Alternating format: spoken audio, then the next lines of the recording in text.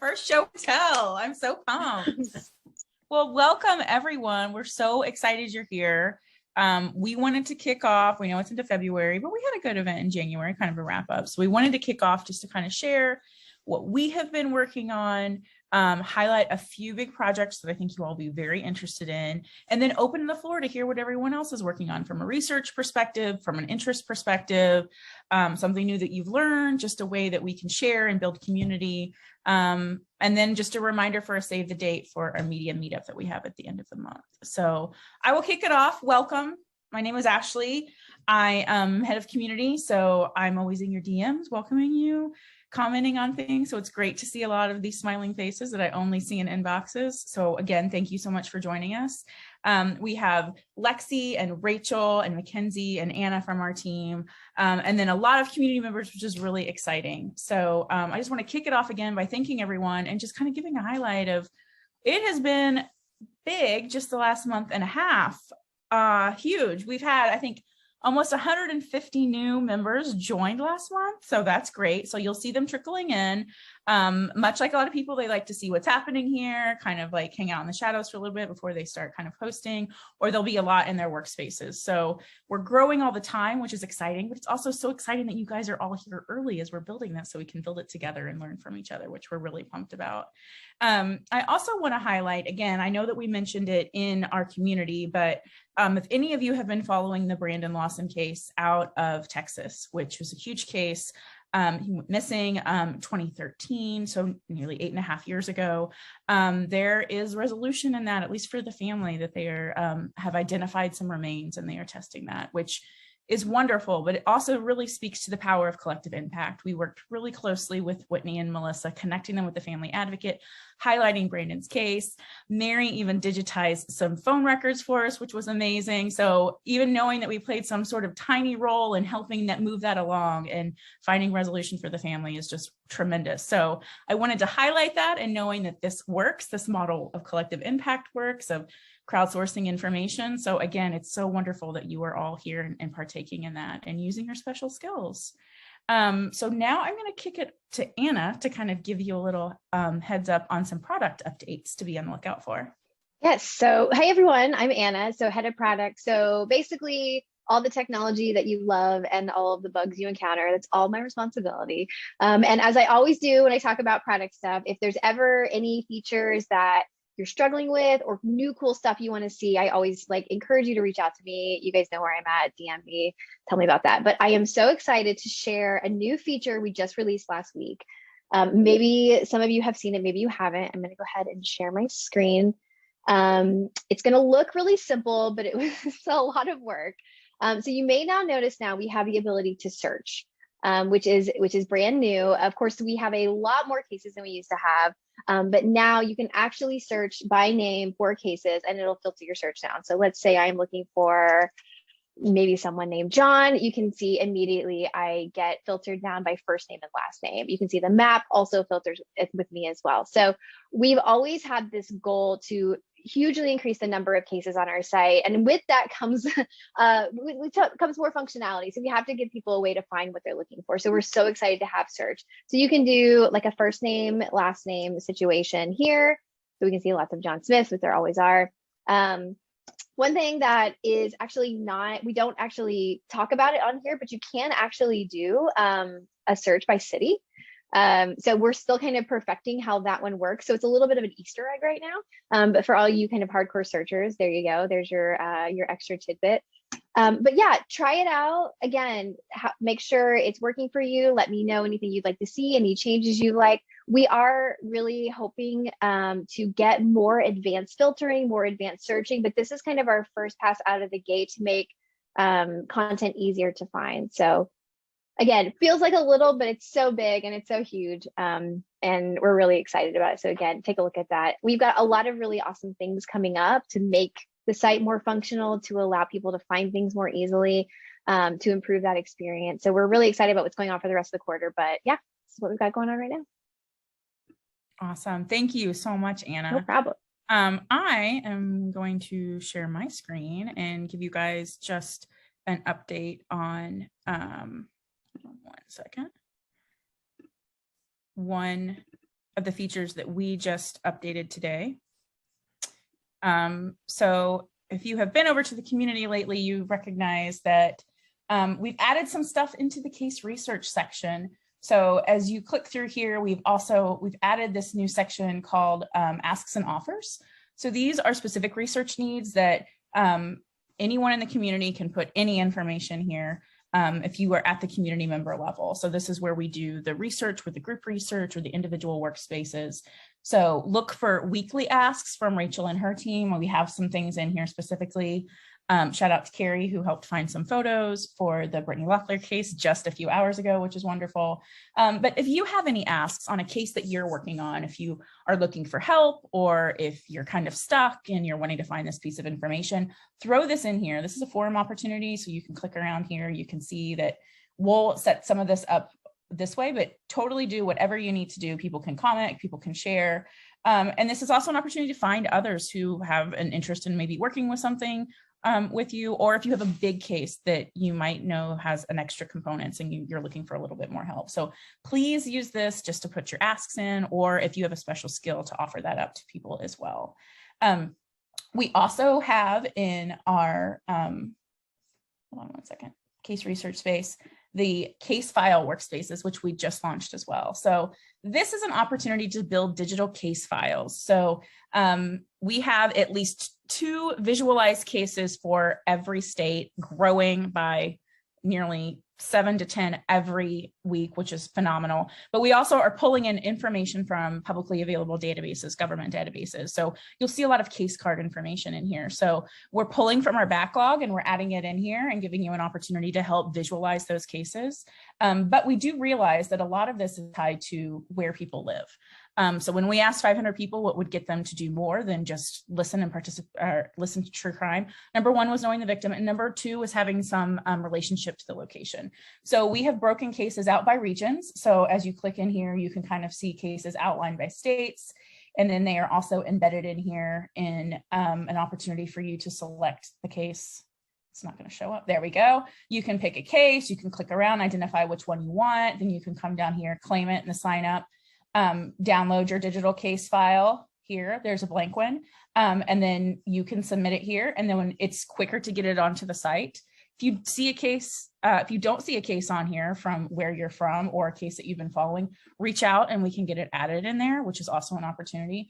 But then we also have some special areas. So missing and murdered Indigenous people, these are cases specific to Indigenous people that we've outlined here. This is growing all the time too. So if you want to add a case here, jump in. And we've also partnered with a few content creators. So we're really excited about that. One of them is on the call. Well, 2 of them today are part of our community. So our friends at Wikidates. So visualizing cases that they have covered on their podcast. So this is a great opportunity to start there by listening to that episode and then maybe dive in and start to visualize that case. We've also partnered with Amara from Black Girl Gone to identify cases of Black women who are missing and murdered. So you can click here, find those cases that she's already covered on her site. But we've also added some additional cases of Black women who've gone missing. And that was just as we're going through these databases to make sure that we have proper representation. And we know that some of those cases are underreported, particularly in those spots that are pulled in from government information. So in an effort to make sure that we are having great representation, we've added more there, much like we've done with the Indigenous populations as well. So take a look at that. If you have any questions, DM me or throw it in the case ask if you have any questions there as well. But these are 2 great spots to check out. If you're looking to do some research, you don't know where to start, just start with asking a question, or maybe just pick up a file that you want to just kind of work around and look at the digital case process. Rachel's done a great job of highlighting all the steps here. And if you get stuck or you don't know how to start, you can also request office hours with Rachel. So it's a quick way just to kind of click over there and ask if you can just meet with her one-on-one, find some time, which is also a great way just to kind of check out what's going on. All right, I am going to stop sharing. And now I'm going to kick it to Lexi to give an update from our case group. Hi. Okay. Yeah. So over the last month or so, myself along with 4 of our community members, Mary being one of them, we would meet every Thursday to work on visualizing the Oakert Shop murder case. The inspiration for finding that case started from HR 3359, the Homicide Victims Family Rights Act. If you're not familiar with it, it is a legislation, hopefully that will be passed somewhat soon, to get cold cases at the federal level to have a full reinvestigation, including forensics and all that at current today's standards. So that was the inspiration behind the bill. So we decided to get that case up on the site. So on December 6, 1991, 4 young girls were killed in a yogurt shop in Austin, Texas. So we've been working really hard to kind of visualize those cases, get them up. They should be up, I would say, in the next few weeks or so, which is really exciting. And then this idea kind of started another idea, which would be to kind of continuously do these bigger group multi-victim cases. So the next one we have coming up is the Burger Chef case in Indianapolis. So I believe there might be a spot or two open left if you do want to grab and apply, but we'll be starting next week. So awesome.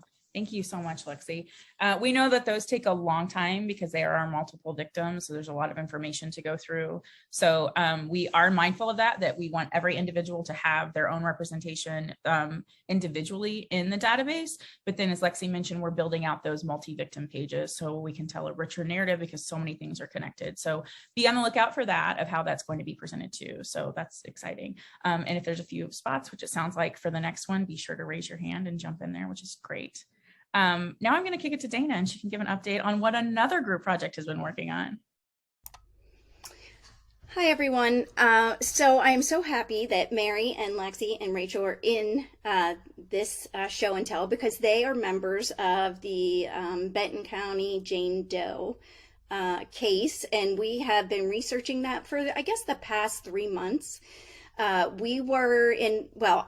I was approached by Ashley and Rachel, and they had this unique opportunity where we could actually have access to the autopsy photos and the limited case file that is available on this case.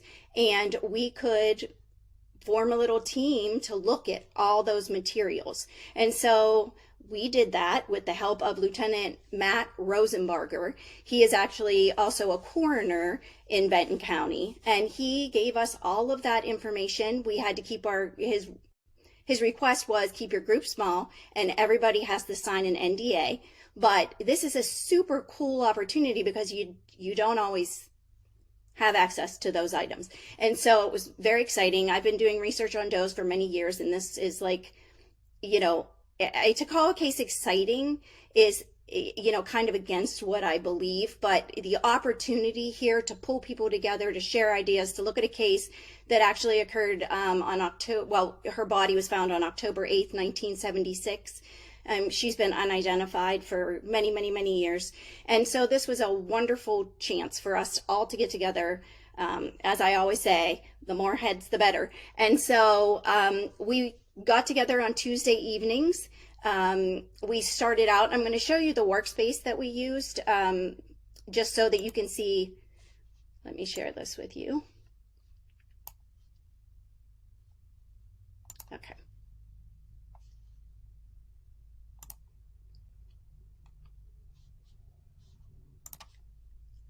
Okay, so can you see it?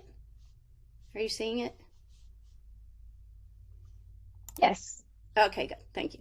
Okay, so, all right. So this is how we utilized a workspace. We had a link to the case file and autopsy photos. We put together just a bunch of resources so that we could all read about the case. We have newspaper articles. We have the actual, documents that were contained within the case file. We read everything. We would get together the next week. We would discuss the case, come up with some theories and ideas. And then we would post whatever we found. So we had a little challenge to see if we could find out, some comparisons that would be possible matches. So we were looking for missing people. And we were utilizing the databases, the NamUs database, Doe Network. We also had access to Todd Matthews.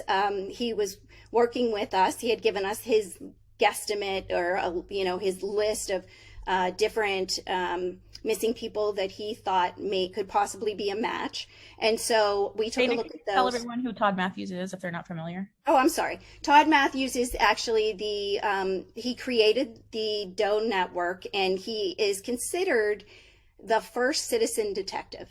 He solved a case in the 90s just by doing research at the library. And he has since grown to be very well known in the world of missing and unidentified people. And he does run the Doe Network. And he did work for NamUs for a period of time as well. So he's very well versed. It was an awesome opportunity to be able to speak with him. He came in and spoke with all of us and gave us some background on his experiences and, the creation of the Doe Network and the tools that we could use.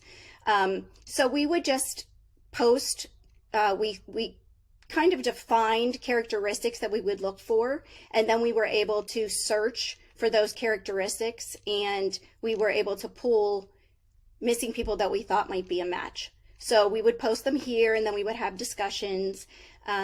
What has ended up happening after all of our discussions is that her sketch was literally almost like an outline of a person's face, just hand-drawn outline. It was very poor, and you could never have identified her from that sketch. Well, the DNA Doe project picked up this case, is doing some testing, was not super successful with that testing, but they did agree to do the sketch. So the case is pending because they don't know if they can use the DNA or not, but they did do a sketch. And so this sketch has recently come out. It's what we just had a meeting on Tuesday, and we're all excited to discuss this and to try to match it to some of the does some of the missing people that we chose. So so that's a development, but the big development is that Matt has really jumped on this case. I mean, he working with us, and then he kind of, was like, I'm going to do this and I'm going to do that. So what he ended up doing was on December 20th, he went out to see the evidence. So I think the state police actually had the evidence in this case. He went there. He brought a forensic scientist who is an expert in DNA with him. And she said he thought, I'll open the bags, I'll take photos. So we'll have better photos. We'll have better information to use. And she said, whoa, these are in really good shape. Let's not open these. We're going to send them to my lab, and we are going to test all 10 of these items, and we're going to see what we can find. And so that is now in progress. So we don't know what to expect from that, but we as a group feel that that is our best way of, finding a match and identifying this woman. And so it's super exciting from that perspective. And I really would like to say that, my team was amazing. This team worked together so well. We often would 2.5 hours sometimes we would spend on a Tuesday night, just because we were so into talking about the case and sharing ideas. And Mary and Lexi and Rachel, if you have anything you want to add, please do.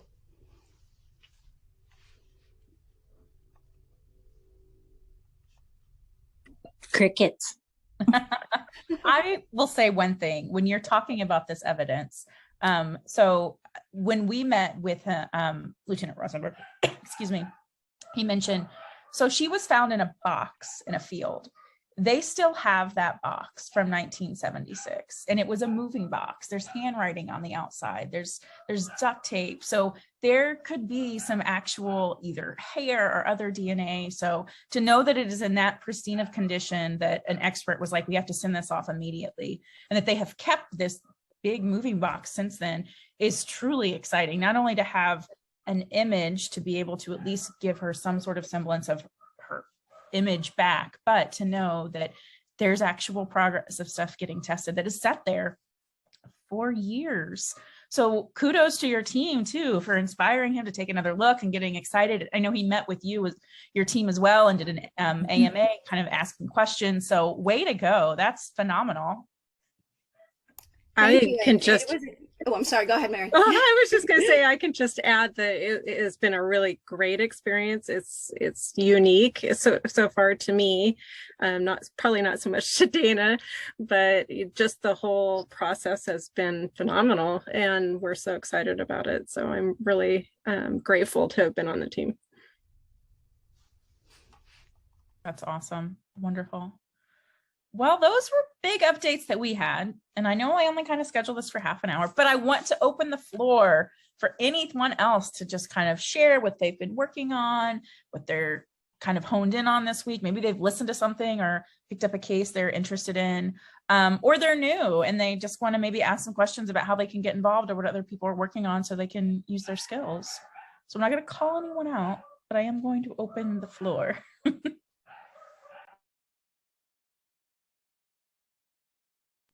Hi, ladies. Real quick, you mentioned Todd Matthews. What was the name of the case? I don't think I heard that if you said it. The case that Todd solved or the one that the group was working on? The one that he first solved. I believe it was Tent Girl. Someone remind me. I believe that's yes, it was Tent Girl in yeah. Kentucky. Okay, thank you. Yeah. And I'm just going to give a hey to you, Miranda. Miranda's one of our newest community members, and I got the chance to meet with her today. So we'll introduce ourselves too. We already met with Rachel. But, I'm John. I'm Brittany. And we're the Wikidates Podcast. Yep. We just passed on some information to Rachel about a case that we had covered pretty in-depthly for Teresa Corley. And we're looking forward to having that visualized and, hopefully get some answers for, that's obviously always the goal, is getting answers for family, but we're really excited to see it visualized on the site. So, and we're excited to be a part of this and hopefully to work towards the greater good of, that helping out these impact, families. Yeah, helping these families out. Well, welcome. We're so excited you're here. Quickly, could you just give us an overview of your podcast? Like, what do you cover? How long have you been around? How many episodes you got? Where we can go download you? Yep. So we started, it was funny, we started kind of on a whim. So we had tossed around it before, we should start a podcast. But everybody says that. It's like, all these people do this, we can do this. Mm-hmm. Little do we know how much work it is, but we're actually watching Only Murders in the Building on Hulu. And we were like, that's it, we got to do it. We got to start our own podcast. So we started in September, the end of September. We started off just trying to cover maybe some lesser known cases or some cases where Brittany had, either heard of before, or, I was really interested in talking about and doing my own deep dive into it rather than listening to, whether it be a YouTube video or a podcast on it. And then recently, I would say probably within the last month and a half or two, we have really honed in on unsolved cold cases. Doesn't necessarily have to be a cold case, but really in the New England area. We're from Rhode Island, so, we want to keep it right around here and, what we're familiar with and this area. And there's so many lesser known cases that I had never heard of before. So to bring awareness, talk to family members, we did Teresa Corley, we spoke with her sister, and then we're actually going to be releasing an episode in a couple weeks where we talk to one of the girl's best friends. So, we're really excited to have that impact with people that we're talking to who are, loved ones of people who either were murdered or went missing, and we want to keep their stories alive. So, and even just give them the feeling that people care and people want to listen and people want to hear the story and they want to put it out there. So hopefully one way or another, maybe it gets to the right ears and, it gets talked about and some good comes out of it. But 23 episodes, right? Yes. We have 23 episodes. Dang, just in September? That's that's really impressive, you guys. That's awesome. Thank you. Thank Yeah. you. You didn't just come out, you came out swinging. You didn't just start a podcast. Yep, it definitely is. So. That's awesome. You listen to I bet it. you guys are tired. A little bit, tiny little bit, bit. but it's all worth it. It's a good tired. Yeah, you don't realize how much work it goes into it until you start deep diving into this, and you also build connections with these cases, and you wonder, you're like, I don't know if somebody that we didn't talk to but that is involved in this case is going to hear it, and you want them to be appreciative of what you've done, not be like, oh, they got all this wrong. So you have that pressure of making sure that what you're putting out there is correct and will do the victims and their family justice at the same time. So Yeah, we're sticklers for like, I am just knee deep in everything I can get to make sure it's right. And just, you know, I want to tell the story the right way and as best as I possibly can. So. Awesome. Well, you were in the right spot for sticklers and a thoughtful approach to this work. So we're very excited to have you here. We're excited to be here. Yay. So my Wicked Deed friends, this is Kathy. I just perked up when I heard you say that you do a New England-based podcast. I'd love to pitch something to you. I just turned in a visualization for the Donald Messier case. And that's what attracted me to. And it's funny because that's exactly what Ashley said at the beginning about location. I am not from New England. I'm from New York originally, but I visit Waitsfield, Vermont every summer, and I'll be going there in July again. And the case, what attracted me to the case was he went missing from Waitsfield. And I've just spent the last 2 weeks like living in that world, and it was amazing. And that family urgently needs help. He disappeared 15 years ago, and if you read their Facebook post, it's like it happened yesterday. And it would be great if you could do a podcast on that case. I think it would be amazing to get that we'll back absolutely look into it.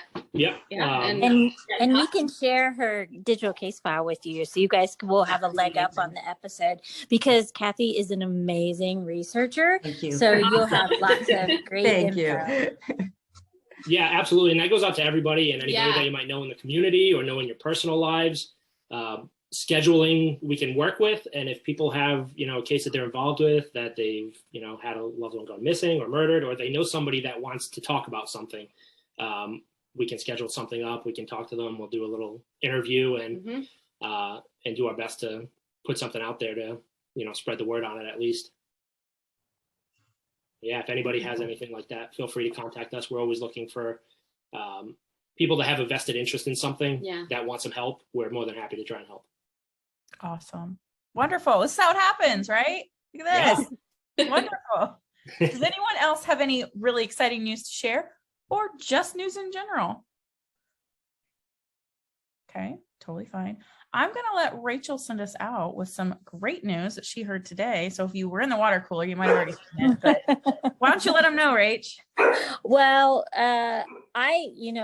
many of you might be surprised to hear this, but I actually filed my first public records request today with the Ohio Attorney General. And they granted it immediately and emailed us an Excel sheet with over 2,200 cases in it. And it has a lot of the key information that we need to get a case card up on it. So that was an amazing get for us. And you're going to see cases increase by several thousand here in the next couple of days. But shout out to Ohio Attorney General for actually being willing to share all this information with us. Is wonderful. So exciting. Well, we're just this close then to having 15,000 cases on the website. A tiny drop in the bucket. Yes, it's very exciting. Unfortunately, a tiny drop in the bucket to all of them that are out there, but this is why we are all here, to use our special skills, our interests, and our passion to uncover information. So with that, I'm going to sign off. You all have a lovely night. Again, save the date at the end of the month. We're doing a media meetup. Carrie wasn't able to join us, but she is working on visualizing the Brittany Wood case from, I believe it's from Alabama. Yeah, we'll check that. Yes. But the first episode of A Monster in the Shadows talks about her case. So we're all going to watch it live and then just kind of chat about it. And then Carrie can kind of lead a discussion into the research that she's doing. So if anyone's interested in working with Carrie on that, I know she would love the help. Carrie's an amazing, amazing researcher. She's a paralegal by trade. So she's got all these ins and outs. So it's great to learn from her as well. But other than that, look for some other opportunities. We're going to try to do these show and tells more often. So just keep notes of what you're working on. So if you don't drop it into the water cooler, you want to save it when we're meeting, that's fine too. But check out all the new spaces we have, check out the search, and we'll see you on the internet. All right, everyone, have a good night.